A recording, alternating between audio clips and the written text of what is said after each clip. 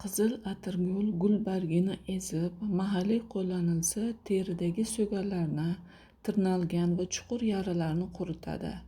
Issiq shishlarni eritadi, suyak sinishlarni bitqazadi, teridagi xasni tortadi, qazg'oqni, oraliq yaralarni davolaydi. Yangi gul barglari ezib, boshga bog'lansa, bosh og'rig'ini tinchlantiradi. Ezilgan gul barglarini mahalliy yuza qo'llanilganda miya, qorin pardalaridagi shishni davolaydi. Oshqozondagi ortiqcha namlikni quritadi. Orqa yo'ldagi shishlarni eritadi. Gulbargining qaynatmasi bilan huqna qilinganda ichaklardagi yaralarni davolaydi. Gulbargi qaynatmasi bilan og'iz chayilsa, milk va tishlarni mustahkamlaydi. Klinik tekshiruvlar aniqlashicha, atirgul damlamasi bilan og'iz chayilganda aftostomatitni davolaydi. Qizil atirgulning mijozi murakkab. Gul barglari quritilsa, qotirish kuchi oshib, achchiqligi kamayadi.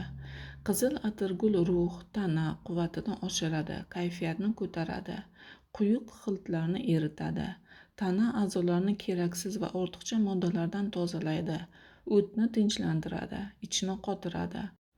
Ammo 70 gramm gulbargi yeyilsa, ichni suradi.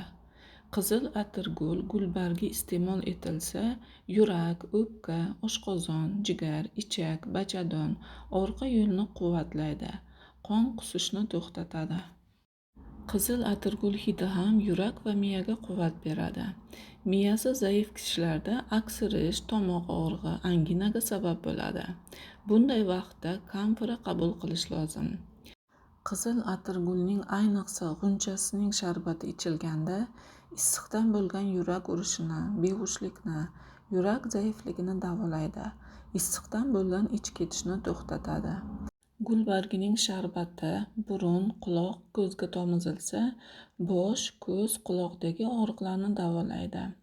Quyoshda quyultirilgan sharbati qovoqning qalinlashishini, qon qusishni, oshqozondagi haddan ziyod ho'llikni davolaydi. Uning qotirish xususiyati gulbargidan ko'ra kuchliroq. Qizil atirgulning quritilgan gul barglari yuza qo'llanilganda toshmalar, og'iz shilliq qavatidagi yallig'lanishlarni davolaydi, pufakchalarni quritadi. 10,5 gramm qizil atirgulning quritilgan gulbargi kukuni ichilganda 2 kunlik isitmani davolaydi. Qizil atirgul gulbargi ichga qabul qilinganda jinsiy quvvatga zarar qiladi va chanqatadi. Bunday vaqtda anis, ya'ni arpa-bodyon qabul qilish lozim. Yangi gulbarglarning qabul qilinish me'yori 35 gramm. Quritilgan gulbarginiki 14 gramm. Sharbatining qabul qilinish me'yori 28 gramm.